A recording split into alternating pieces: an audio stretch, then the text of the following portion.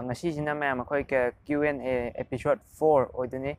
aduga handakti khoi ki ke YouTube ki haitare YouTube ki feature anova haitare si je khadi kuiramne ado agi channel dadi yarakpa kuidri 9000 subscriber right yare ado hana Q&A part 3 number adu baw dadi yadri buko adu matung dadi yar eba post hanama thoeba post haijina video na taba thagat toije haitare YouTube sida khoi ki photo orju dadi word orju ire thagapa yai aduda aina han thagatpado khadi uramani mi yamdi khangnada male aduna mi partner di ude ngasai potse adu aina han thagatpado question hangingba gai hangona adu Q&A part 4 gi aduda hangakpa gai dusu khumage aduga atai Instagram da kai ka hangakpa dusu khumage aduga hanagi adum khara hangpasu lai adusu khumage aduga aina ngasai question gai je pulap dinate khara khangatlaga khumaktone aduda sina Q&A part 4 ne adudi ma'am khoi horje. Let's start. Khoi ahambagi question je mathang masang sum lokalake ko question je ahamba da hai je can you levitate or make someone levitate? Can you levitate or make someone levitate? Je ahamba keno si channel jida jumayam taramane levitate ki video je adagidi kaya tare aina mu keno je levitation gumba tawa siguma je kya thawa yaudaba dai si jai pak su tawdre aduga hoji aina ayamba pamije mentalism mind reading gumba sigumba ji oina sum tawning haitare aduna levitation je pak tawdre adugini ado si channel jida hawrakpada yengbo tari levitation je adum torpane adai mathangi sina magic yam haininge ado kama haiduno sidi Q&A part 2 da keno yawbane Q&A part 2 da ngasagi aina how to become a magician na ma hangbada aduda phajana dum haibane adudum yengoba magic kai da tamdoino tampham do hairo ai magic haininge si samana ko adagi bro ai magic se miyamna sak khangna bira bro gi magic se miyamna sak khangna bira sidi aina lepkadaw nate hadi public na lepkadaw ne aduga ai experience oina ko kai tare ngasagi je social media ga keno waji khenai go hadi live ka khar khenai khalle hadi just social media gi viewer na social media gi viewer lere sida lai joji 13000 subscriber hena lere ado sina social media ne ado live ta amuk lakta ri ko ngasagi aina suppose kai ka show kai ka chat padaina mingoda hange koi gi ahan gumba oi go moi show kai ka krok pasidi koi gi teenager gumba sidi kya oi de dina aina kaka si je ai kauri je kamai khangino kai de khangno hangmada ayamba kai YouTube te yenge college pa khakte ai keno mi ma'am keno haina padai khangmane adagi contact torpane ka hai do contact ko project on da su direct torte aina ga kai tare nong phado ka video gi kai ka hangba chatluba dai camera gi namba chatluba adugumba cameraman or video editor bo moina su dum pau phok yawe hadi live ta khangba sina muk tongale aduga social media sina muk tongale ani thoi ai tare sije aiju kamai toino khangde chum mayang gi mota di YouTube ta uraga asiyeng bagi live ta muk yengmani kai laina adusu oide ba kaisu live ta khangba YouTube ta swing da sule adu kaino nangi YouTube channel hangbro haije kan haiba mi chu dum laye ko live ta hadi kon aina live ta show ga to kanda hana ubre ka haraga adu live ta dum ubusu lebijane YouTube ta sungang khangdabusu lebijane adu maina le sagi matang se kamaina khali sagi matang je si di kai ta ai di kem khangde ko ai di ai sida huji hai de si ju khoi gi sak keno ai haipa sa haibju nate adagi di aina semjala sajala harakpa ju nate ai di ai gi just ai gi mot abadi ka thambe na first of all kai ta ngasai gi sagi je mina di mafam adu da tawre adu da tawre ma'am thoe ado aina khanbada di ngasai gi je asengma thokpada gi di mayamna hena malhalle haidi kaina kanda khoi wari ma sum lirke ko simatang khoi gi chawbi ko nupi ma kaki masa khatang kusu mubam pokpa jani ada mai mamana biduna atopa mamani tambi chawbi gi macha kuchu mudang tawam po e na tamba jani adugi mamana biduna amadong tamba chawbi gi macha mudang tawdo toktana amuba ma po e na tamma kuchu muba ama po'eena ꯑꯗꯩꯗꯤ ꯃꯊꯪꯗꯨꯅ ꯑꯃꯨꯛ ꯇꯝꯕꯗ ꯆꯥꯎꯕꯤꯒꯤ ꯃꯆꯥ ꯑꯃꯨꯕ ꯑꯃ ꯄꯣꯛꯑꯦꯅ ꯑꯃꯨꯕꯗꯣ ꯈꯤꯇꯪ ꯂꯨꯝꯇꯛ ꯑꯃꯨꯕ ꯑꯃ ꯄꯣꯛꯑꯦꯅ ꯍꯥꯏꯕ ꯃꯊꯪꯒꯤꯗꯣ ꯑꯃꯨꯛ ꯇꯝꯕꯗ ꯆꯥꯎꯕꯤꯒꯤ ꯃꯆꯥ ꯃꯨꯁꯤꯟ ꯃꯨꯕ ꯑꯃ ꯄꯣꯛꯑꯦꯅ ꯑꯃꯨꯛ ꯇꯝꯃꯦ ꯑꯗꯩꯗꯤ ꯃꯊꯪꯒꯤ ꯑꯃꯨꯛ ꯇꯝꯕꯗ ꯆꯥꯎꯕꯤꯒꯤ ꯃꯆꯥ ꯁ꯭ꯀ꯭ꯋꯥꯛ ꯃꯨꯕ ꯑꯃ ꯄꯣꯛꯑꯦꯅ ꯇꯝꯃꯦ ꯑꯗꯩ ꯃꯊꯪꯒꯤꯗꯣ ꯇꯝꯕꯗ ꯑꯃꯨꯕ ꯌꯥꯎꯔꯛꯇ꯭ꯔꯕ ꯆꯥꯎꯕꯤꯒꯤ ꯃꯆꯥ ꯀ꯭ꯋꯥꯛ ꯑꯃ ꯄꯣꯛꯑꯦꯅ ꯇꯝꯃꯦ ꯍꯥꯏꯗꯤ ꯉꯁꯥꯏꯒꯤꯁꯦ khitang hari kuchu mudang tau waibaga kwakadi phan khenayada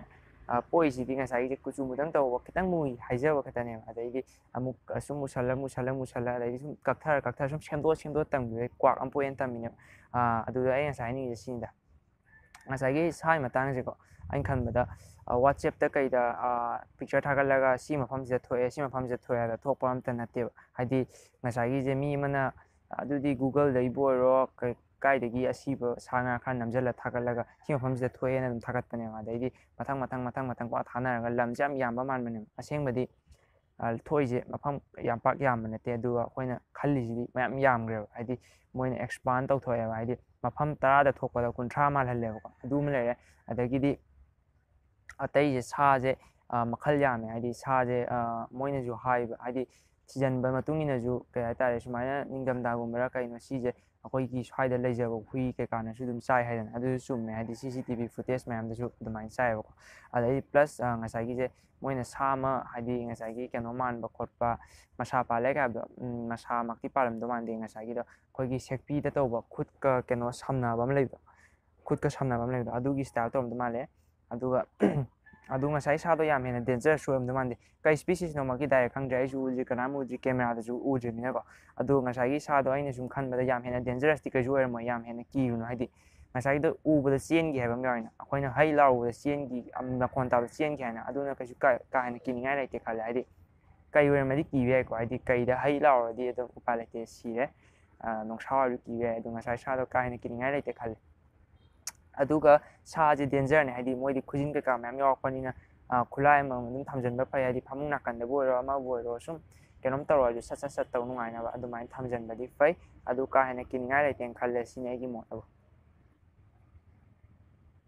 ꯑꯩꯈꯣꯏꯁꯨ ꯃꯥꯏꯟ ꯔꯤꯗꯤꯡ ꯇꯧꯕ ꯌꯥꯒꯗ꯭ꯔꯥ ꯕ꯭ꯔꯣ ꯑꯩꯈꯣꯏꯁꯨ ꯃꯥꯏꯟ ꯔꯤꯗꯤꯡ ꯇꯧꯕ ꯇꯝꯕ ꯌꯥꯒꯗ꯭ꯔꯥ ꯀꯩꯒꯤ ꯌꯥꯔꯣꯏꯗꯣꯏꯅꯣ ꯂꯣꯏ ꯌꯥꯏꯑꯕꯀꯣ ꯍꯥꯏꯗꯤ ꯉꯁꯥꯏꯁꯦ ꯃꯤ ꯈꯨꯗꯤꯡꯃꯛ ꯌꯥꯏ ꯍꯥꯏꯗꯤ ꯑꯩ ꯁꯨꯄꯔ ꯄꯥꯋꯔ ꯄꯥꯏ ꯍꯥꯏꯕ ꯅꯠꯇꯦ ꯀꯩꯝ ꯄꯥꯏ ꯍꯥꯏꯕ ꯅꯠꯇꯦ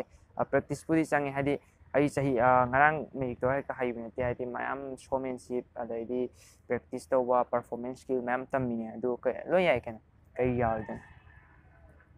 ꯕ꯭ꯔꯣꯒꯤ ꯏꯆꯤꯜ ꯏꯅꯥꯎ ꯀꯌꯥꯅꯣ ꯕꯕꯥ ꯃꯃꯥꯗꯤ ꯀꯩ ꯍꯣꯠꯅꯔꯤ ꯑꯗꯨꯒ ꯃꯦꯖꯤꯛꯁꯦ ꯄ꯭ꯔꯣꯐꯦꯁꯟ ꯑꯩꯈꯣꯏꯅ ꯑꯗꯨꯝ ꯇꯧꯗꯣꯏꯔꯥ ꯑꯩꯒꯤ ꯏꯆꯤꯜ ꯏꯅꯥꯎ ꯑꯅꯤꯅꯦ ꯑꯩꯒꯤ ꯏꯈꯥꯗ ꯏꯆꯟꯅꯨꯄꯤ ꯑꯃ ꯂꯩꯔꯦ ꯑꯗꯨꯗꯒꯤ ꯑꯩꯈꯣꯏ ꯕꯥ ꯃꯥ ꯀꯩ ꯍꯣꯠꯅꯔꯤ ꯑꯗꯨ ꯑꯩꯒꯤ ꯀꯩꯅꯣꯗꯗꯤ ꯈꯨꯝꯈꯤꯕꯅꯦ ꯍꯥꯏꯗꯤ ꯑꯩꯒꯤ ꯔꯤꯌꯦꯛꯇꯤꯡ ꯇꯨ ꯃꯥꯏ ꯏꯟꯇꯔꯚꯤꯌꯨ ꯑꯅ ꯑꯃ ꯁꯤꯒꯤ ꯃꯃꯥꯡꯒꯤ ꯚꯤꯗꯤꯑꯣꯗ ꯑꯗꯨꯗꯗꯤ ꯌꯥꯎꯕꯅꯦ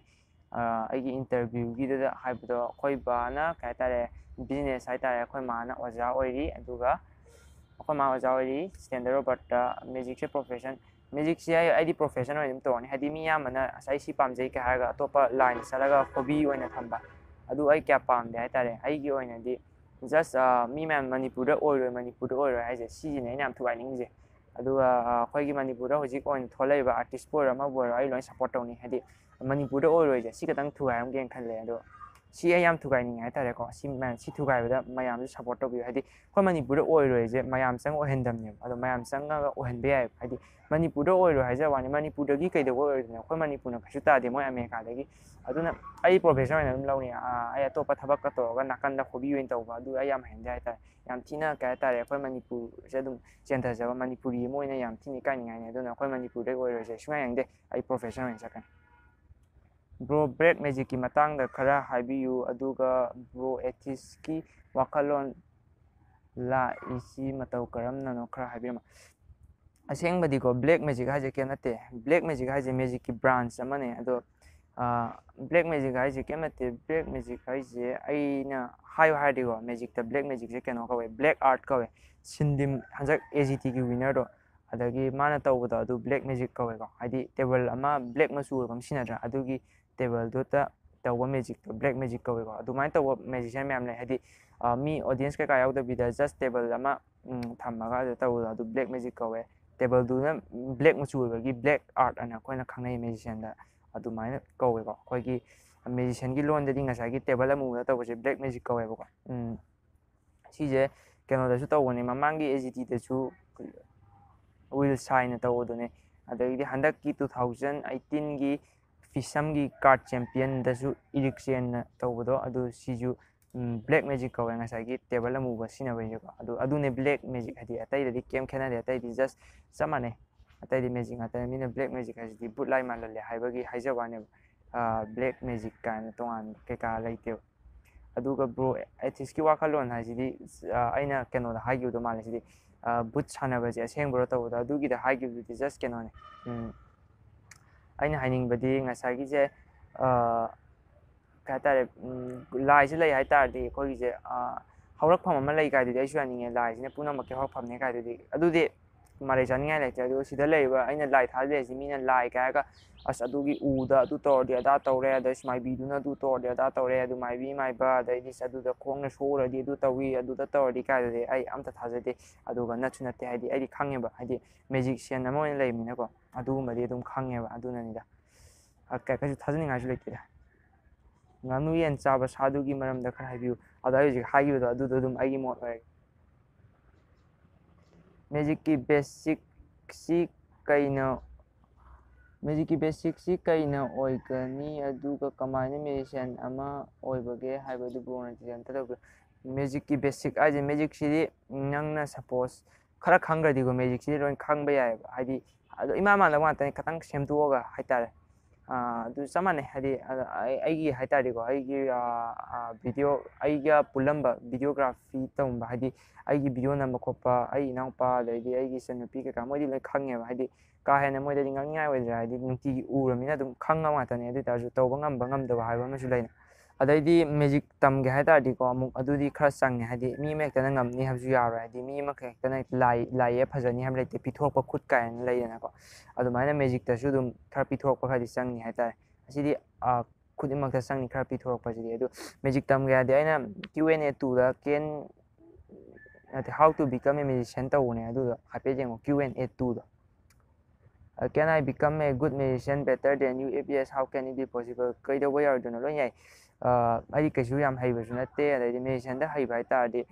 ꯃꯌꯥꯝꯅ ꯈꯟꯅꯩꯁꯦ ꯃꯦꯖꯤꯁꯤꯌꯟꯗ ꯍꯩꯕ ꯍꯥꯏꯇꯥꯔꯗꯤ ꯗꯥꯏꯅꯥꯃꯣ ꯗꯦꯕꯤꯠ ꯕ꯭ꯂꯦꯟ ꯈ꯭ꯔꯤꯁ ꯑꯦꯟꯖꯦꯜ ꯀꯥꯏꯅ ꯈꯪꯗ꯭ꯔꯣ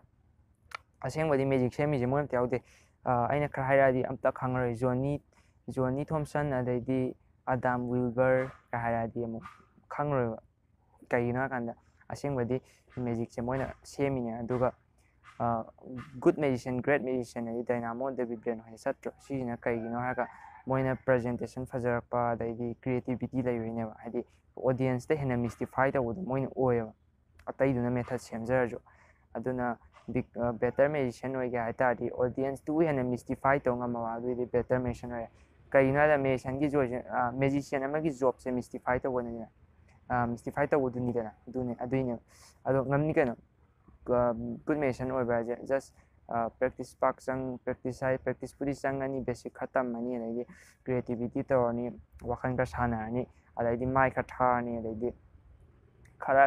ꯃꯤ ꯀꯤꯗ ꯇꯥꯔꯦ ꯃꯦꯖꯤꯁꯤꯌꯟ ꯑꯣꯏꯇꯥꯔꯗꯤ ꯕ꯭ꯔꯣ ꯁꯤꯟꯅꯤꯝꯒꯤ ꯃꯦꯖꯤꯛ ꯇ꯭ꯔꯤꯛꯁ ꯈꯔ ꯔꯤꯚꯤꯜ ꯇꯧꯕꯤꯔꯛꯑꯣ ꯁꯤꯗꯤ ꯀꯣꯏꯁꯟꯗꯤ ꯅꯠꯇꯦ ꯑꯗꯣ ꯑꯩ ꯍꯣꯏ ꯌꯥꯔꯗꯤ ꯑꯗꯨꯝ ꯇꯧꯔꯛꯀꯦ ꯕ꯭ꯔꯣ ꯔꯦꯟꯁꯟ ꯑꯩꯒꯤ ꯅꯨꯄꯤꯁꯦ ꯀꯃꯥꯏ ꯃꯃꯤꯡꯅ ꯀꯔꯤ ꯀꯧꯒꯗꯒꯦ ꯍꯥꯏꯔꯣ ꯁꯤꯁꯤꯗꯤ ꯑꯩ ꯍꯥꯟꯅ QnA 1ꯗꯁꯨ ꯌꯥꯝ ꯍꯪꯉꯝꯕꯅꯦ ꯁꯨꯃꯥꯏꯅ ꯑꯍꯥꯟꯕ ꯍꯧꯔꯛꯄꯗ ꯑꯗꯣ ꯑꯩꯅ ꯍꯥꯏꯈ꯭ꯔꯕꯅꯦ ꯑꯗꯨꯝ ꯁꯨꯃꯥꯏꯅꯗꯤ ꯍꯪꯉꯛꯀꯅꯣ ꯑꯩ ꯈꯪꯗꯦꯅ ꯍꯥꯏꯗꯤ ꯈꯪꯗꯦꯕ ꯑꯩ ꯁꯦꯡꯅ ꯑꯩꯒꯤꯕꯨꯗꯤ ꯈꯪꯕ ꯑꯗꯨꯅ ꯑꯩ ꯈꯪꯗꯕ ꯍꯥꯏꯇꯥꯔꯦ ꯈꯪꯉꯗꯤ ꯍꯥꯏꯔꯛꯀꯅꯤꯌꯦ What is your plan for next year? Next year plan ꯍꯥꯏꯁꯦ ꯑꯩꯒꯤꯗꯤ ꯁꯦꯡꯅ ꯍꯥꯏꯔꯕꯗ ꯑꯩ ꯃꯊꯪ ꯆꯍꯤꯗ 18 years ꯁꯨꯗꯣꯏꯅꯦ 18 years ꯍꯥꯏꯁꯦ ꯑꯁꯦꯡꯕꯗꯤ 20 yearsꯅꯦꯕ February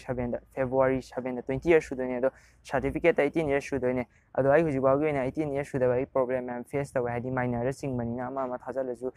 ꯏꯟꯇꯔꯅꯦꯠꯀꯤꯗ ꯀꯩꯀꯥ ꯁꯣꯁꯤꯌꯦꯜ ꯃꯦꯗꯤꯌꯥꯗ ꯏꯟꯇꯔꯄ꯭ꯔꯦꯅꯔꯁꯤꯞꯀꯤ ꯇꯧꯕ ꯀꯥꯟꯗꯁꯨ ꯃꯌꯥꯝ ꯕ꯭ꯂꯣꯛ ꯂꯥꯛꯑꯦꯕ ꯍꯥꯏꯗꯤ 18 years ꯁꯨꯗꯦꯅꯀꯣ ꯑꯙꯥꯔ ꯀꯥꯔꯗ ꯀꯩꯀꯥ ꯃꯌꯥꯝ ꯆꯪꯕꯅꯤꯅ ꯑꯗꯣ 18 years ꯁꯨꯔꯒꯗꯤ ꯑꯗꯨꯗꯣ ꯑꯃ ꯀ꯭ꯂꯤꯌꯔ ꯑꯣꯏꯔꯅꯤ ꯑꯗꯨꯒ ꯑꯩꯅ ꯈꯜꯂꯤꯁꯦ ꯃꯊꯪ ꯆꯍꯤ ꯅꯠꯇ꯭ꯔ ꯃꯊꯪ ꯆꯍꯤ ꯏꯟꯗꯤꯌꯥꯁ ꯒꯣꯠ ꯇꯦꯂꯦꯟꯁꯤꯃ ꯑꯩ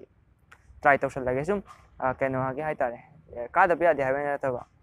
ꯁꯤꯅ ꯑꯩꯒꯤ ꯀꯥꯔꯒꯗꯤ ꯑꯩꯒꯤ ꯀꯦꯔꯤꯌꯔ ꯑꯣꯏꯗꯣꯏꯅꯦ ꯍꯥꯏꯕ ꯅꯠꯇꯕ ꯁꯨꯝ ꯇ꯭ꯔꯥꯏ ꯇꯧꯔꯒꯦꯅ ꯈꯜꯂꯦꯕ ꯑꯗꯨꯒ ꯑꯇꯩ ꯄ꯭ꯂꯥꯟ ꯃꯌꯥꯝ ꯑꯃꯁꯨ ꯂꯩ ꯑꯗꯨ ꯃꯊꯪ ꯂꯣꯏꯅ ꯇꯧꯔꯛꯑꯅꯤ ꯍꯥꯏꯗꯤ ꯄ꯭ꯂꯥꯟꯁꯦ ꯌꯥꯝ ꯍꯥꯏꯗꯣꯛꯄ ꯌꯥꯗꯦꯕ ꯑꯗꯩꯗꯤ QnA ꯇꯧꯔꯤꯁꯦ ꯀꯔꯤꯒꯤꯅꯣ ꯑꯁ ꯌꯥꯏ ꯁꯤ ꯀꯣꯏꯁꯟꯁꯤꯁꯦ QnAꯁꯦ ꯀꯩꯅꯣꯒꯤꯅꯦ ꯍꯥꯏꯗꯤ ꯕ꯭ꯔꯣ ꯑꯩꯈꯣꯏ QnA ꯇꯧꯔꯤꯁꯦ ꯉꯁꯥꯏꯒꯤꯁꯦ ꯃꯌꯥꯝ ꯀꯣꯏꯁꯟꯁꯦ ꯁꯨꯃꯥꯏꯅ ꯍꯪꯉꯒ ꯈꯨꯝꯕ ꯍꯥꯏꯗꯤ ꯁꯤꯗ ꯈꯨꯝꯕꯁꯦ ꯇꯦꯛꯁꯇ ꯈꯨꯝꯕꯕꯨꯗꯤ ꯋꯥ ꯍꯥꯏꯔ ꯈꯨꯝꯕꯁꯤꯅ ꯍꯦꯟꯅ ꯂꯥꯏꯗꯅ ꯂꯧꯁꯟꯕ ꯑꯗꯨꯒꯤꯅꯤꯗ ꯑꯗꯨꯒ ꯑꯌꯥꯝꯕꯅ ꯌꯨꯇ꯭ꯌꯨꯕꯔꯈꯩꯅ QnA ꯇꯧꯔꯤꯁꯦ ꯚꯤꯗꯤꯑꯣꯁꯦ ꯀꯩ ꯁꯦꯝꯗꯣꯏꯅꯣ ꯈꯪꯗ꯭ꯔꯀꯥꯟꯗ ꯇꯧꯕꯅꯦ ꯑꯩꯁꯨ ꯇꯧꯋꯦ ꯑꯗꯨ ꯇꯧꯔꯤꯁꯦ ꯖꯁ ꯚꯤꯗꯤꯑꯣꯁꯦ ꯀꯩ ꯁꯦꯝꯗꯣꯏꯅꯣꯁꯨ ꯈꯪꯗꯕ ꯑꯗꯒꯤꯗꯤ ꯁꯨꯃꯥꯏꯅ ꯀꯣꯏꯁꯟ ꯍꯪꯉꯒ ꯈꯨꯝꯕꯒꯤ ꯆꯥꯟꯁꯁꯨ ꯑꯃ ꯑꯣꯄꯣꯔꯆꯨꯅꯤꯇꯤꯁꯨ ꯑꯣꯏꯕ ꯑꯗꯨꯒꯤꯅꯤ ꯑꯗꯣ ꯑꯩꯅ ꯋꯥ ꯉꯥꯡꯕꯁꯦ ꯌꯥꯝ ꯊꯨꯕꯔ ꯃꯥꯜꯂꯦ ꯊꯨꯔꯒꯗꯤ ꯀꯃꯦꯟꯇ ꯍꯥꯏꯕꯤꯔꯝꯃꯣ ꯀꯩꯒꯤꯅꯣꯗ ꯑꯩꯅ ꯑꯇꯩꯒꯤ ꯋꯥ ꯉꯥꯡꯕ ꯚꯤꯗꯤꯑꯣ ꯃꯌꯥꯝ ꯊꯥꯒꯠꯄꯗ ꯀꯃꯦꯟꯇ ꯋꯥ ꯉꯥꯡꯕꯁꯦ 0.25 ꯁ꯭ꯄꯤꯠꯇ ꯌꯦꯡꯉꯣ ꯀꯥꯏ ꯌꯥꯝ ꯍꯥꯏꯕ ꯑꯗꯩꯗꯤ ꯈꯔ ꯇꯞꯅ ꯉꯥꯡꯉꯨꯅꯦ ꯀꯥꯏ ꯌꯥꯝ ꯍꯥꯏꯕ ꯌꯥꯝ ꯌꯥꯎꯋꯦ ꯑꯗꯨꯒꯤꯅꯤ ꯈꯤꯇꯪ ꯊꯨꯕ ꯃꯥꯜꯂꯦ ꯑꯗꯣ ꯑꯩꯁꯨ ꯇꯞꯊꯅꯕꯗꯤ ꯇꯧꯒꯦ ꯑꯗꯣ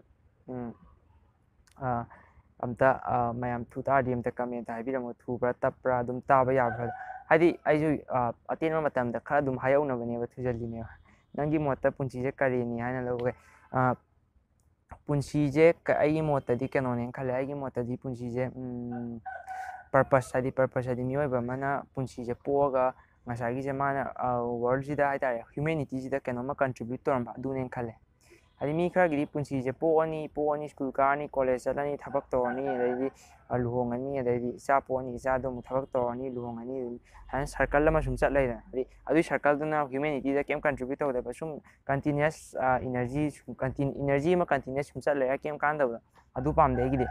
ꯑꯩꯒꯤ ꯃꯣꯠꯇꯗꯤ ꯃꯤꯑꯣꯏꯕ ꯑꯃ ꯑꯣꯏꯅ ꯄꯣꯛꯑꯒ ꯀꯩꯅꯣꯝꯃ ꯀꯟꯇ꯭ꯔꯤꯕ꯭ꯌꯨꯁꯟ ꯄꯤꯔꯝꯕ ꯍꯥꯏꯇꯥꯔꯦ ꯍꯥꯏꯗꯤ ꯑꯕꯗꯨꯜ ꯀꯂꯥꯝꯕꯨ ꯑꯣꯏꯔꯣ ꯑꯜꯕꯔꯠ ꯑꯥꯏꯟꯁꯇꯥꯏꯟꯕꯨ ꯑꯣꯏꯔꯣ ꯍꯥꯏꯗꯤ ꯑꯕꯗꯨꯜ ꯀꯂꯥꯝ ꯅꯨꯄꯤ ꯊꯤꯕ ꯈꯪꯗꯦ ꯃꯥꯒꯤ ꯀꯟꯇ꯭ꯔꯤꯕ꯭ꯌꯨꯁꯟ ꯄꯤꯔꯝꯃꯤ ꯑꯥꯏꯟꯁꯇꯥꯏꯟ ꯀꯟꯇ꯭ꯔꯤꯕ꯭ꯌꯨꯁꯟ ꯄꯤꯔꯝꯃꯤ ꯑꯗꯨꯃꯥꯏꯅ ꯀꯟꯇ꯭ꯔꯤꯕ꯭ꯌꯨꯁꯟ ꯑꯃ ꯑꯗꯨꯝ ꯄꯤꯔꯝꯕ ꯍꯥꯏꯇꯥꯔꯦ ꯍꯥꯏꯗꯤ ꯃꯌꯥꯝꯅ ꯀꯟꯚꯦꯟꯁꯅꯦꯜ ꯇ꯭ꯔꯦꯗꯤꯁꯅꯦꯜ ꯋꯦꯗ ꯁꯨꯝ ꯍꯤꯡꯉꯒ ꯊꯕꯛ ꯑꯃ ꯇꯧꯔ ꯁꯤꯕ ꯊꯕꯛ ꯑꯃ ꯇꯧꯔ ꯁꯤꯕ ꯊꯕꯛ ꯑꯃ ꯇꯧꯔ ꯁꯤꯕ ꯁꯤꯒꯤ ꯌꯥꯝ ꯊꯤꯅ ꯇ꯭ꯔꯦꯗꯤꯁꯅꯦꯜ ꯑꯣꯏꯕꯁꯦ ꯑꯩ ꯁꯤ ꯈꯛꯇꯪ ꯊꯨꯒꯥꯏꯅꯤꯡꯉꯦ ꯑꯩ ꯉꯁꯥꯏꯁꯨ ꯍꯥꯏꯈꯤꯕꯗꯣ ꯍꯥꯏꯗꯤ ꯃꯅꯤꯄꯨꯔꯗꯩ ꯑꯣꯏꯔꯣꯏꯁꯦ ꯁꯨꯡꯌꯥ ꯌꯥꯅꯤꯡꯗꯦ ꯑꯗꯨꯅꯤꯗ ꯑꯩ ꯄꯨꯟꯁꯤꯁꯦ ꯄꯔꯄꯁꯅꯦ ꯈꯜꯂꯦ ꯃ꯭ꯌꯨꯖꯤꯛꯁꯦ ꯀꯃꯥꯏꯅ ꯇꯧꯔꯒ ꯇꯝꯃꯛꯈꯤꯕꯅꯣ ꯃꯇꯝ ꯀꯌꯥꯝ ꯆꯪꯅ ꯇꯧꯔꯕ ꯃꯇꯨꯡꯗ ꯄꯔꯐꯣꯔꯝ ꯇꯧꯔꯛꯄꯅꯣ ꯏꯟꯁꯄꯤꯔꯦꯁꯟꯁꯤꯅ ꯀꯅꯥꯗ ꯏꯟꯁꯄꯤꯔꯦꯁꯟꯁꯤꯗꯤ ꯑꯩ ꯗꯥꯏꯅꯥꯃꯣꯗꯒꯤꯅꯦ ꯑꯗꯨ 2013ꯗꯒꯤ ꯇꯧꯔꯛꯄꯅꯦ ꯑꯩ ꯃ꯭ꯌꯨꯖꯤꯛꯁꯦ ꯑꯗꯨꯒ ꯃꯇꯝꯁꯦ 2013ꯗꯒꯤ ꯇꯧꯔꯗꯤ ꯍꯧꯖꯤꯛ 2018 ꯂꯣꯏꯗꯣꯔꯦ ꯑꯗꯨꯗꯤ ꯑꯕꯥꯎꯠ 5 years ꯍꯦꯜꯂꯦ ꯑꯗꯨꯒ ꯉꯁꯥꯏꯒꯤꯁꯦ ꯀꯩ ꯍꯥꯏꯇꯥꯔꯦ ꯁꯤꯒꯤꯁꯤꯗꯤ ꯑꯩ ꯁꯥꯡꯅ ꯍꯥꯏꯈ꯭ꯔꯕꯅꯦ ꯁꯥꯡꯅ QnA 1ꯗ ꯍꯥꯏꯈ꯭ꯔꯕꯅꯦ ꯁꯥꯡꯅ ꯈꯨꯝꯈ꯭ꯔꯕꯅꯦ QnA 1ꯗꯗꯤ ꯑꯩ ꯀꯣꯏꯁꯟ ꯑꯃꯗ ꯌꯥꯝ ꯐꯖꯅ ꯁꯥꯡꯅ ꯈꯨꯝꯕꯅꯦ ꯑꯗꯩꯗꯤ ꯃꯇꯝꯁꯤ ꯁꯨꯝ ꯁꯥꯡꯉꯛꯄꯗꯩ ꯍꯧꯖꯤꯛ ꯑꯩꯅ ꯁꯠ ꯍꯥꯏꯔꯛꯏꯁꯦ ꯑꯗꯨꯒꯤ What is your favorite color? My favorite color is black. ꯑꯩꯗꯤ black ꯑꯌꯥꯝꯕ ꯂꯤꯠꯀꯟꯕꯅꯦ ꯑꯗꯨ black ꯍꯥꯏꯇꯥꯔꯦ ꯑꯗꯨꯒ silver colorꯒ ꯌꯥꯝ ꯄꯥꯝꯃꯦ ꯁꯅꯥꯒꯩꯁꯨ ꯄꯥꯝꯗꯦ ꯑꯩꯗꯤ silver ꯄꯥꯝꯃꯦ ꯍꯥꯏꯗꯤ ꯈꯨꯗꯣꯞꯇꯁꯨ silver ꯂꯤꯛꯇ ꯑꯣꯏꯔꯁꯨ ꯑꯩꯗꯤ silver ꯃꯆꯨꯁꯦ ꯐꯖꯩ ꯍꯥꯏꯇꯥꯔꯦ ꯄ꯭ꯂꯥꯇꯤꯅꯝꯕꯨꯗꯤ ꯄꯥꯝꯕ ꯄ꯭ꯂꯥꯇꯤꯅꯝ ꯐꯖꯩ ꯑꯗꯣ ꯄ꯭ꯂꯥꯇꯤꯅꯝ ꯇꯥꯡꯕꯅꯤ ꯂꯩ ꯉꯝꯗꯕ ꯍꯥꯏꯇꯥꯔꯦ ꯑꯗꯨꯅ silver ꯑꯗꯨꯒ silverꯒ black ꯄꯨꯟꯁꯤꯗ ꯃꯥꯏ ꯄꯥꯛꯀꯦꯗꯤ ꯀꯔꯤ ꯇꯧꯒꯅꯤ ꯁꯤꯗꯤ ꯑꯩ ꯈꯪꯗꯦ ꯄꯨꯟꯁꯤꯗ ꯃꯥꯏ ꯄꯥꯛꯀꯦꯗꯤ ꯃꯥꯏ ꯄꯥꯛꯄ ꯃꯤ ꯑꯃꯗ ꯍꯪꯉꯒ ꯈꯪꯒꯗꯧꯅꯦ ꯑꯩꯗꯤ ꯃꯥꯏ ꯄꯥꯛꯄ ꯅꯠꯇꯕꯅꯤꯅ ꯁꯤꯗꯤ ꯑꯩ ꯈꯪꯗꯦ ꯑꯗꯨꯒ ꯑꯩꯒꯤ ꯃꯣꯠꯇꯗꯤ ꯒꯣꯜ ꯑꯃ ꯊꯝꯃꯅꯤ ꯒꯣꯜꯗꯣ ꯐꯪꯗ꯭ꯔꯤꯐꯥꯎ ꯍꯣꯠꯅꯕ ꯍꯥꯏꯇꯥꯔꯦ ꯐꯪꯗ꯭ꯔꯤꯐꯥꯎ ꯑꯗꯨꯝ ꯂꯥꯝꯕ ꯃꯤ ꯑꯌꯥꯝꯕꯅ ꯒꯣꯜꯁꯦ ꯇꯣꯏꯅ ꯁꯤꯜꯂꯦꯕ ꯑꯃꯨꯛ ꯒꯣꯜ ꯑꯃ ꯊꯝꯃꯅꯤ ꯉꯥꯜꯂꯦ ꯇꯣꯛꯑꯦꯗ ꯑꯃꯨꯛ ꯆꯠꯂꯅꯤ ꯇꯣꯛꯑꯦꯗꯅ ꯇꯧꯔꯒ ꯑꯗꯨꯝ ꯄꯨꯟꯁꯤꯁꯦ ꯈ꯭ꯋꯥꯏ ꯂꯥꯁꯇ ꯀꯩ ꯍꯥꯏꯇꯥꯔꯦ ꯃꯪꯅ ꯌꯥꯝ ꯆꯥꯎꯅ ꯃꯪꯉꯒ ꯄꯨꯟꯁꯤꯁꯦ ꯁꯨꯃꯥꯏꯅꯅꯤꯗ ꯑꯗꯨꯝ ꯂꯣꯏꯁꯤꯟꯈꯤꯕ ꯃꯌꯥꯝ ꯉꯥꯛꯇꯅꯦ ꯑꯗꯨ ꯒꯣꯜ ꯇꯣꯏꯅ ꯁꯤꯟꯕꯅꯦ ꯒꯣꯜꯕꯨ ꯁꯤꯟꯗ꯭ꯔꯗꯤ ꯒꯣꯜ ꯑꯃ ꯇꯥꯟꯅꯕꯗ ꯆꯍꯤ 5ꯅ ꯌꯥꯔꯣꯏ ꯍꯥꯏꯗꯤ ꯃꯤ ꯈꯨꯗꯤꯡꯃꯛ ꯐꯥꯎꯔꯤꯕ ꯃꯌꯥꯝꯁꯦ ꯆꯍꯤ ꯄꯤꯛꯏꯀꯥꯟꯗꯒꯤ ꯍꯦꯛꯇ ꯈꯣꯠꯂꯛꯄ ꯉꯥꯛꯇꯅꯦꯕ ꯑꯗꯨꯅ ꯑꯩꯒꯤ ꯃꯣꯠꯇꯗꯤ ꯒꯣꯜ ꯑꯃ ꯃꯌꯦꯛ ꯁꯦꯡꯅ ꯊꯝꯃꯦꯗꯅ ꯑꯗꯨꯗꯣ ꯊꯃꯣꯏ ꯁꯦꯡꯅ ꯄꯥꯝꯕ ꯒꯣꯜ ꯑꯃ ꯊꯝꯃꯦꯗꯅ ꯑꯗꯨꯗ ꯇꯥꯟꯅꯕ ꯑꯗꯣ ꯑꯩꯗꯤ ꯈꯪꯗꯦꯀꯣ ꯍꯥꯏꯗꯤ ꯄꯨꯟꯁꯤꯁꯦ ꯃꯥꯏ ꯄꯥꯛꯄꯗꯤ ꯀꯅꯥꯅ ꯑꯩ ꯀꯃꯥꯏꯅ ꯈꯪꯗꯣꯏꯅꯣ ꯑꯗꯨꯗꯤ ꯃꯥꯏ ꯄꯥꯛꯄ ꯃꯤꯅ ꯈꯪꯒꯗꯕꯅꯤ ꯑꯩꯗꯤ ꯆꯍꯤ 15 ꯁꯨꯗ꯭ꯔꯤ ꯀꯥꯏꯗꯩ ꯃꯥꯏ ꯄꯥꯛꯄꯅꯣ ꯑꯗꯨꯅ ꯑꯩꯒꯤꯗꯤ ꯖꯔꯅꯤ ꯌꯥꯝ ꯋꯥꯠꯂꯤ ꯍꯥꯏꯗꯤ ꯍꯧꯗ ꯉꯥꯏꯔꯤꯕ ꯑꯗꯨꯅ ꯄꯨꯟꯁꯤꯗ ꯃꯥꯏ ꯄꯥꯛꯄꯒꯤ ꯋꯥꯍꯪꯁꯤꯗꯤ ꯃꯥꯏ ꯄꯥꯛꯄ ꯑꯃꯗ ꯍꯪꯒꯗꯕꯅꯤ ꯑꯗꯣ ꯑꯩꯅ ꯍꯥꯏꯁꯤ ꯁꯤꯃꯛ ꯑꯗꯨꯝ ꯍꯥꯏꯔꯛꯀꯅꯤ ꯈꯜꯂꯦ ꯒꯣꯜ ꯑꯃ ꯊꯝꯕ ꯑꯗꯨꯗ ꯑꯗꯨꯝ ꯇꯥꯟꯅꯕ ꯍꯥꯏꯇꯥꯔꯦ ꯄꯦꯁꯟ ꯑꯗꯨꯒ ꯗꯤꯗꯤꯀꯦꯁꯟ ꯍꯥꯔꯠ ꯋꯥꯔꯛꯁꯦ ꯂꯩꯔꯦ ꯍꯥꯔꯠ ꯋꯥꯔꯛꯁꯦ ꯋꯥꯔꯛ ꯁ꯭ꯃꯥꯔꯠꯁꯨꯅꯤꯀꯣ ꯍꯥꯏꯗꯤ ꯍꯣꯠꯅꯕ ꯄꯨꯡ ꯍꯣꯠꯅꯔꯒ ꯍꯩꯇ꯭ꯔꯗꯤ ꯀꯥꯟꯅꯗꯦꯕ ꯑꯗꯨꯁꯨ ꯕ꯭ꯔꯣ ꯃꯦꯖꯤꯛ ꯈꯨꯗꯤꯡꯃꯛ ꯌꯥꯝ ꯌꯦꯡꯕ ꯅꯨꯡꯉꯥꯏ ꯕ꯭ꯔꯣ ꯀꯣꯏꯁꯟ ꯑꯃꯇ ꯍꯪꯖꯒꯦ ꯕ꯭ꯔꯣ ꯖꯦꯛ ꯀꯤꯡꯒꯤ ꯃꯦꯖꯤꯛꯁꯦ ꯈꯨꯗꯤꯡꯃꯛ ꯃꯦꯖꯤꯁꯤꯌꯟ ꯑꯇꯩꯗꯒꯤ ꯈꯔ ꯇꯣꯉꯥꯟꯅ ꯎꯏ ꯑꯩꯒꯤ ꯋꯥꯈꯜꯅꯔ ꯈꯪꯗꯦ ꯃꯥꯒꯤ ꯃꯦꯖꯤꯛꯁꯦ ꯀꯔꯤ ꯋꯥꯈꯜ ꯂꯩ ꯕ꯭ꯔꯣ ꯀꯔꯤ ꯁꯤꯌꯔ ꯇꯧꯕꯤꯕ ꯌꯥꯒꯗ꯭ꯔꯥ ꯀꯩꯒꯤ ꯌꯥꯔꯣꯏ ꯇꯧꯊꯔꯛꯀꯦꯁꯦ ꯑꯩ ꯍꯥꯏꯒꯦ ꯖꯦꯛ ꯀꯤꯡꯗꯨꯗꯤ ꯃꯦꯖꯤꯁꯤꯌꯟ ꯍꯥꯏꯕ ꯅꯠꯇꯦ ꯃꯥ ꯃꯁꯥꯒꯤ ꯑꯗꯨꯝ ꯏꯟꯁꯇꯥꯒ꯭ꯔꯥꯝꯗ ꯀꯩꯗ ꯂꯣꯏ ꯌꯦꯡꯉꯣ ꯃꯦꯖꯤꯁꯤꯌꯟ ꯅꯠꯇꯦ VFXꯒꯤ ꯑꯥꯔꯇꯤꯁꯅꯦ ꯍꯥꯏꯗꯤ ꯏꯗꯤꯇꯔꯅꯦ ꯃꯥꯗꯤ ꯑꯗꯣ ꯃꯥꯏ ꯃꯦꯖꯤꯛ ꯇꯣꯉꯥꯟꯅ ꯎꯏ ꯍꯥꯏꯁꯦ ꯏꯗꯤꯠ ꯑꯣꯏꯕꯩꯅꯤꯀꯣ ꯑꯗꯨꯒ ꯃꯥ ꯑꯇꯩꯗꯤ ꯂꯩꯇꯕꯅꯦ ꯃꯥ ꯈꯛ ꯑꯣꯏ ꯑꯇꯩ ꯑꯩ ꯄꯥꯛ ꯎꯗꯦ ꯃꯥꯒꯗꯪ ꯇꯧꯕ ꯑꯗꯣ ꯑꯇꯩ ꯁꯤꯟꯂꯤꯝ ꯍꯣꯏ ꯖꯨꯂꯤꯌꯁ ꯗꯤꯟ ꯍꯣꯏ ꯑꯇꯩꯅ ꯇꯧꯕꯗꯨꯗꯤ ꯏꯗꯤꯠ ꯅꯠꯇꯦꯀꯣ ꯏꯗꯤꯠꯅꯦ ꯀ ꯍꯥꯏꯔꯒ ꯌꯥꯝ ꯅꯣꯛꯅꯤꯡꯕꯅꯦ ꯍꯥꯏꯗꯤ ꯃꯣꯏꯅꯒ ꯊꯥꯒꯠꯂꯛꯄꯗꯣ ꯏꯟꯁꯇꯥꯒ꯭ꯔꯥꯝꯗ ꯌꯥꯝ ꯍꯥꯏꯗꯤ ꯐꯥꯒꯤ ꯃꯥꯜꯂꯦ ꯃꯌꯥꯝꯅ ꯈꯪꯅ ꯂꯩꯔꯕ ꯍꯥꯏꯗꯤ ꯁꯣ ꯃꯌꯥꯝ ꯇꯧꯔꯒ ꯃ꯭ꯌꯨꯖꯤꯛ ꯃꯌꯥꯝꯗꯨꯗ ꯏꯗꯤꯠꯅꯦ ꯀ ꯍꯥꯏꯔꯒ ꯐꯥꯒꯤ ꯃꯥꯜꯂꯦꯕ ꯑꯗꯨꯅ ꯖꯦꯛ ꯀꯤꯡꯒꯤꯗꯤ ꯏꯗꯤꯠꯅꯦ ꯃꯥꯗꯤ VFX ꯑꯥꯔꯇꯤꯁꯅꯦ ꯑꯗꯨꯝ ꯎꯕꯗ ꯈꯪꯕꯅꯦ ꯍꯥꯏꯗꯤ ꯀꯥꯔ ꯁꯨꯛꯇꯪꯒ ꯆꯥꯎꯔꯝꯃꯒ ꯂꯪ ꯑꯃ ꯃꯅꯤꯡꯗꯒ ꯇꯥꯔꯒ ꯖꯛꯀ ꯆꯥꯎꯊꯣꯛꯑꯦꯅ ꯑꯗꯨꯗꯤ ꯏꯗꯤꯠꯅꯦ ꯑꯗꯨꯝ ꯎꯕꯗ ꯈꯪꯉꯤꯗꯅ ꯑꯗꯨꯒ ꯑꯩꯅ ꯇꯧꯔꯤꯁꯤꯁꯨ ꯏꯗꯤꯠ ꯅꯠꯇꯦꯀꯣ ꯑꯗꯨ ꯖꯦꯛ ꯀꯤꯡꯒꯤꯗꯤ ꯏꯗꯤꯠꯅꯦ ꯍꯥꯏꯇꯥꯔꯦ ꯕ꯭ꯔꯣꯅ ꯍꯪꯉꯤꯁꯦꯀꯣ ꯇꯣꯉꯥꯟꯕ ꯎꯏ ꯍꯥꯏꯗꯣ ꯏꯗꯤꯠ ꯑꯣꯏꯕꯩꯅꯦ ꯀꯩꯝ ꯅꯠꯇꯦ ꯑꯗꯨꯗꯤ ꯃꯌꯥꯝ ꯉꯁꯤ QnAꯁꯦ ꯁ꯭ꯋꯥꯏꯗ ꯂꯣꯏꯁꯤꯜꯂꯒꯦ ꯑꯗꯨꯒ ꯁꯤꯅ 에피소드 4ꯅꯦ 에피소드 5ꯁꯨ ꯐꯣꯡꯉꯛꯀꯅꯤ ꯑꯗꯨꯅ ꯃꯊꯪꯒꯤ QnA ꯇꯧꯔꯝꯗꯥꯏꯁꯨ ꯏꯟꯁꯇꯥꯒ꯭ꯔꯥꯝ ꯐꯦꯁꯕꯨꯛ ꯀꯩꯀꯥꯗꯤ ꯄꯥꯏꯗꯕ ꯂꯩꯕꯅꯤ나 ꯌꯨꯇ꯭ꯌꯨꯕꯇꯁꯨ ꯄꯣꯁ ꯑꯗꯨꯝ ꯇꯧꯔꯛꯀꯦ ꯀꯣꯏꯁꯟ ꯍꯪꯉꯛꯑꯣꯅ ꯑꯗꯨꯒ ꯀꯃꯦꯟꯇ ꯑꯗꯨꯝ ꯄꯤꯔꯛꯑꯣ ꯉꯁꯤꯒꯤ ꯇꯥꯏꯞꯇ ꯑꯗꯣ ꯃꯤ ꯃꯌꯥꯝ ꯄꯥꯛ ꯈꯪꯅꯗꯕ ꯃꯥꯜꯂꯦ ꯑꯩꯅ ꯉꯁꯥꯏ ꯍꯥꯏꯕꯗꯣ ꯌꯨꯇ꯭ꯌꯨꯕꯀꯤ ꯄꯣꯁꯁꯦ ꯑꯅꯧꯕꯅꯦꯕ ꯚꯤꯗꯤꯑꯣ ꯅꯠꯇꯦꯕ ꯊꯥꯒꯠꯇꯣꯏꯁꯦ ꯄꯤꯛꯆꯔꯒꯨꯝꯕ ꯋꯥꯍꯩꯒꯨꯝꯕꯅꯦ ꯑꯩ ꯑꯗꯨꯃꯥꯏꯅ ꯊꯥꯒꯠꯂꯒꯦ QnA 5 ꯇꯧꯔꯅꯤ ꯀꯣꯏꯁꯟ ꯍꯪꯉꯛꯑꯣꯅ ꯑꯗꯨꯒ ꯀꯃꯦꯟꯇ ꯑꯗꯨꯝ ꯄꯤꯔꯛꯑꯣ ꯈꯪꯗꯕ ꯌꯥꯎꯔꯒꯁꯨ ꯉꯁꯥꯏꯒꯤ ꯄꯣꯠꯁꯦ ꯀꯩꯅꯣꯗ ꯆꯪꯉꯦ ꯑꯗꯨꯒ ꯆꯦꯅꯦꯜ ꯑꯃꯗ ꯑꯗꯨꯝ ꯃꯃꯤꯡ ꯊꯥꯔ ꯆꯪꯉꯅꯤ ꯑꯗꯨꯒ ꯇꯦꯞ ꯃꯌꯥꯝꯗ ꯃꯊꯛꯇ ꯚꯤꯗꯤꯑꯣ ꯄ꯭ꯂꯦꯂꯤꯁꯀ ꯂꯩꯕꯗꯣ ꯑꯗꯨꯒꯤ ꯇꯦꯞꯁꯤꯡꯗꯨꯒꯤ ꯃꯔꯛꯇ ꯀꯝꯃ꯭ꯌꯨꯅꯤꯇꯤ ꯑꯃ ꯌꯥꯎꯔꯝꯒꯅꯤ ꯑꯗꯨꯗ ꯑꯗꯨꯝ ꯌꯥꯎꯕꯅꯦꯕ ꯉꯁꯥꯏ ꯄꯣꯁꯈꯩꯗꯣ ꯑꯗꯨꯗꯤ ꯃꯌꯥꯝ ꯊꯦꯡꯛꯁ ꯐꯣꯔ ꯋꯥꯆꯤꯡ ꯑꯩꯈꯣꯏ QnA 4 ꯌꯦꯡꯕꯤꯕꯒꯤꯗꯃꯛꯇ ꯃꯌꯥꯝ ꯊꯥꯒꯠꯆꯔꯤ ꯑꯗꯨꯒ ꯆꯦꯅꯦꯜꯁꯤꯗ ꯑꯅꯧꯕ ꯑꯣꯏꯇꯥꯔꯗꯤ ꯉꯁꯥꯏꯒꯤꯁꯦ ꯃꯦꯖꯤꯁꯤꯌꯟꯒꯤ ꯆꯦꯅꯦꯜꯅꯦ ꯑꯗꯣ ꯃꯦꯖꯤꯛ ꯉꯥꯛꯇ ꯅꯠꯇꯦ QnA ꯕ꯭ꯂꯣꯛꯁ ꯑꯗꯩꯗꯤ ꯇ꯭ꯌꯨꯇꯣꯔꯤꯌꯦꯜ ꯀꯩꯀꯥ ꯃꯌꯥꯝ ꯑꯇꯩ ꯑꯇꯩꯁꯨ ꯇꯧꯋꯦꯀꯣ ꯍꯥꯏꯗꯤ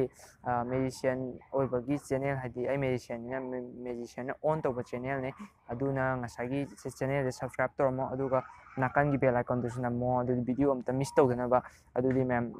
ꯁ꯭ꯋꯥꯏꯗ ꯂꯣꯏꯁꯤꯜꯂꯒꯦ ꯉꯁꯤꯒꯤꯗꯤ ꯕꯥꯏ ꯕꯥꯏ ꯃꯊꯪꯒꯤ ꯚꯤꯗꯤꯑꯣꯗ ꯑꯃꯨꯛ ꯊꯦꯡꯅꯔꯁꯤ ꯑꯗꯨꯒ ꯚꯤꯗꯤꯑꯣ ꯀꯩꯀꯥ ꯁꯦꯝꯅꯤꯡꯕ ꯂꯩꯔꯁꯨ ꯑꯩꯈꯣꯏꯒꯤ ꯑꯇꯩ ꯌꯨꯇ꯭ꯌꯨꯕꯔ ꯀꯩꯀꯥ ꯌꯥꯎꯔꯁꯨꯀꯣ ꯑꯗꯨꯝ ꯀꯩꯅꯣ ꯍꯥꯏꯔꯛꯑꯣꯅꯦ ꯅꯣꯏ ꯇꯧꯍꯟꯅꯤꯡꯕ ꯀꯩꯀꯥꯗꯣ ꯑꯗꯨꯝ ꯍꯥꯏꯔꯛꯑꯣ ꯀꯣꯂꯥꯞ ꯇꯧꯁꯤꯁꯨ ꯑꯗꯨꯝ ꯍꯥꯏꯔꯛꯑꯣ ꯑꯗꯨꯒ ꯄꯥꯎ ꯑꯗꯨꯝ ꯐꯥꯎꯔꯛꯑꯣ ꯑꯩꯒꯤ ꯅꯝꯕꯔꯗ ꯗꯤꯁꯀ꯭ꯔꯤꯞꯁꯟꯗ ꯑꯗꯨꯝ ꯌꯥꯎꯕꯅꯦ ꯑꯩꯅ ꯅꯝꯕꯔ ꯇꯣꯉꯥꯟꯅ ꯊꯥꯗ꯭ꯔꯤꯁꯦ ꯀꯩꯅꯣꯗ ꯀꯩꯗ ꯅꯝꯕꯔꯁꯤ ꯎꯔꯗꯤ ꯄꯨꯡꯇꯧ ꯇꯧꯔꯛꯄ ꯃꯤ ꯌꯥꯎꯋꯦ ꯑꯗꯨꯅ ꯌꯨꯇ꯭ꯌꯨꯕ ꯀꯩꯀꯥ ꯈꯔ ꯈꯪꯕ ꯃꯤ ꯑꯣꯏꯗꯤ ꯑꯗꯨꯝ ꯇꯧꯖꯔꯛꯁꯅꯨ ꯀꯥꯏꯗꯦ ꯗꯤꯁꯀ꯭ꯔꯤꯞꯁꯟ ꯀꯩꯗ ꯌꯦꯡꯉꯒ ꯑꯗꯨꯝ ꯇꯧꯔꯛꯑꯣ ꯀꯥꯏꯗꯦ ꯅꯣꯏ ꯍꯥꯏꯅꯤꯡꯕꯗꯨ ꯑꯗꯨꯝ ꯍꯥꯏꯔꯛꯑꯣ ꯑꯗꯨꯒ ꯃꯦꯖꯤꯛ ꯇꯝꯒꯦꯁꯤꯗꯤ ꯌꯥꯝ ꯄꯥꯛ ꯍꯥꯏꯔꯛꯑꯅꯨꯀꯣ ꯃꯦꯖꯤꯛ ꯇꯝꯒꯦꯗꯤ ꯑꯩ ꯌꯨꯇ꯭ꯌꯨꯕꯁꯤꯗ ꯑꯗꯨꯝ ꯇ꯭ꯌꯨꯇꯣꯔꯤꯌꯦꯜ ꯈꯔ ꯊꯥꯒꯠꯂꯛꯑꯒꯦ ꯑꯗꯨꯒ ꯑꯩꯒꯤ QnA 2ꯗꯣ ꯌꯦꯡꯉꯣ ꯃꯦꯖꯤꯛ ꯌꯨꯝꯗ ꯂꯥꯛꯑ ꯇꯝꯒꯦ ꯈꯣꯠꯀꯦꯗꯨꯗꯤ ꯁꯪꯗꯦꯕ ꯍꯥꯏꯗꯤ ꯃꯦꯁꯦꯖ ꯊꯥꯔꯛꯄꯗꯁꯨ ꯍꯥꯏꯕ꯭ꯔꯣ ꯀꯥꯏꯅ ꯑꯗꯨꯝ ꯊꯥꯔꯛꯀꯅꯨ ꯍꯥꯏꯗꯤ ꯖꯁ ꯁꯥꯡꯅ ꯑꯗꯨꯝ ꯊꯥꯔꯛꯑꯣ ꯑꯗꯨ ꯀꯩꯁꯨ ꯀꯥꯏꯗꯦ ꯑꯩ ꯑꯗꯨꯝ ꯍꯜꯂꯛꯀꯦꯕꯀꯣ ꯑꯗꯨꯒ ꯀꯩꯅꯣꯅꯤꯗ ꯑꯩꯅ ꯍꯥꯏꯗꯤ ꯃꯦꯖꯤꯛ ꯇꯝꯒꯦ ꯈꯣꯠꯀꯦ ꯌꯨꯝꯗ ꯂꯥꯛꯀꯦ ꯀꯥꯏꯗꯨꯗꯤ ꯑꯩꯁꯨ ꯁꯪꯗꯦ ꯍꯥꯏꯗꯤ ꯊꯕꯛ ꯃꯌꯥꯝ ꯂꯩꯕꯅꯤꯅ ꯊꯕꯛ ꯑꯗꯤ ꯑꯩꯁꯨ ꯃꯌꯥꯝ ꯍꯣꯠꯅꯔꯤ ꯑꯗꯨꯒꯤꯅꯤꯗ ꯑꯗꯨꯗꯤ ꯃꯌꯥꯝ ꯁꯤꯗ ꯂꯣꯏꯁꯤꯜꯂꯁꯤ ꯃꯊꯪꯗ ꯑꯃꯨꯛ ꯎꯅꯔꯁꯤ ꯕꯥꯏ ꯕꯥꯏ